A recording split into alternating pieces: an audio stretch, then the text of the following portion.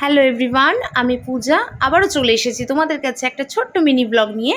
তো দেখতেই পাচ্ছ আমি আর মা কিন্তু আজকে এক জায়গায় গেছিলাম। হ্যাঁ, তোমরা হয়তো এখন ভিডিওটা দেখে বুঝতেই পারছো আজকের দিনটা ছিল কিন্তু শ্রাবণ মাসের শেষ দিন আর কি। আজকে মনসা পুজো। তো মনসা পুজো জানো তো আমার পিসি বাড়ি ভীষণ বড় করে হয়, আর আমার পিসি বাড়ি হচ্ছে বিধাননগর। তো ভাবলাম যে যেতে যেতে তোমাদের সঙ্গেও তাই শেয়ার করে নেওয়া যাক। তো চলো। তোমরা সকলেই জানো যে আরজিকর কাণ্ডটা নিয়ে আর কি আমাদের সারা বাংলা একদম উত্তাল, বাংলা বললে ভুল হবে, পুরো দেশটাই।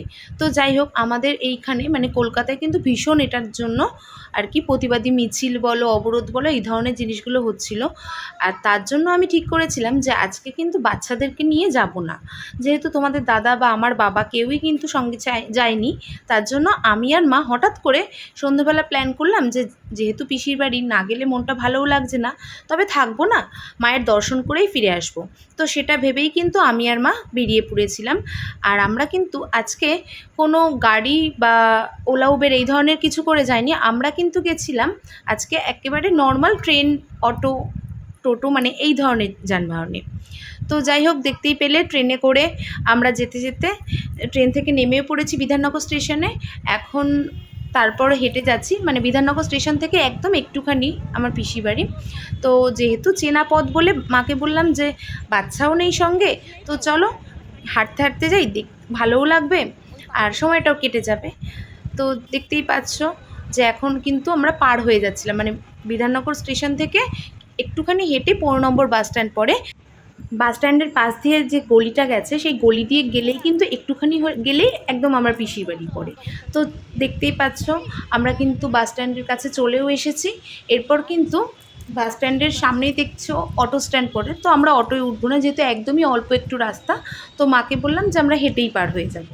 তো আমরা হেঁটেই কিন্তু আমি আর মা এই যে দেখতেই পাচ্ছ বাস স্ট্যান্ডের পাশেই গলি, সেই গলিতে ঢুকে গেলাম। এই গলি দিয়ে ঢোকার পরে কিছুটা হাঁটার পরেই জানো তো একটা বাচ্চাদের কবরস্থান পড়ে। তো আমি সেটা তোমাদের দেখাতে চাইনি বা দেখাইনি আর কি।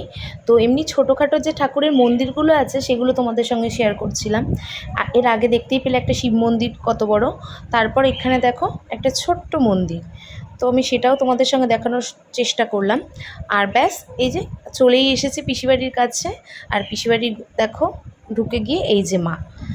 তো এই যে সামনে যাকে দেখতে পাচ্ছ এটা কিন্তু আমার পিসি, বড় পিসি। তো যাই হোক, মাকে তোমরা মন থেকে দর্শন করো। আর জানো তো পিসি বাড়ির মা কিন্তু ভীষণ জাগ্রত, যে মন থেকে যা চায় মা কিন্তু তাকে খালি হাতে ফেরায় না। আর এই যে দেখতে পাচ্ছ এটা কিন্তু পিসির গোপাল। তোমরা কি কেউ গেস করতে পারলে যে এখানে পিসির কতগুলো গোপাল আছে? হ্যাঁ, এখানে কিন্তু পিসির অনেকগুলো গোপাল আছে।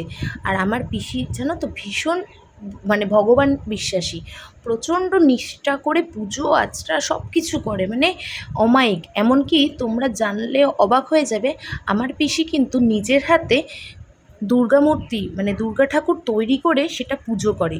সেটাও আমি কোনোদিন না কোনোদিন তোমাদের সঙ্গে ভিডিওতে শেয়ার করব। তো যাই হোক, তোমাদের সঙ্গে গল্প করতে করতে দেখো আমি কিন্তু মোটামুটি চলেই এসেছি। হ্যাঁ, আর আমার বাড়ি আসতে গেলে কিন্তু জানো তো আমি যেহেতু উত্তরপাড়ায় থাকি, আমাকে কিন্তু দুখানা ট্রেন চেঞ্জ করতে হয়। বিধাননগর থেকে যেহেতু আমি আসছিলাম, পিসিবাড়ি বিধাননগর, আর আমাকে কিন্তু প্রথমে শিয়ালদা ডানকুনি ধরতে হয়, সেখান থেকে বালিহল, বালিহল থেকে কিন্তু আবার মানে বালি হল থেকে না, সরি, বালি স্টেশন থেকে, বালি স্টেশনে এসে সেখান থেকে ট্রেন ধরে কিন্তু আবার উত্তরপাড়ায় নামতে হয়। তো দেখতেই পেলে আমি উত্তরপাড়ায় নেমে গেছি। আর এই যে লাইন পেরিয়ে যাচ্ছি আর কি, ওপারে গেলেই কিন্তু আমার বাড়ি। তো যাই হোক, আজকের মতন ভিডিওটা আমি এখানেই শেষ করছি। তোমরা সবাই ভালো থেকো। আর আমার ভিডিওটা যদি ভালো লেগে থাকে অবশ্যই কিন্তু লাইক কমেন্ট করো। আর তোমরা কিন্তু আমার চ্যানেলটাকে সাবস্ক্রাইব করতে একদম ভুলো না, চ্যানেলটাকে সাবস্ক্রাইব করে পাশে থেকো। আর সবাই ভালো থেকো, সতর্ক থেকো, সাবধানে থেকো। আজকের মতন তাহলে বিদায় নিচ্ছি, এখানেই শেষ করছি ভিডিওটা। টাটা।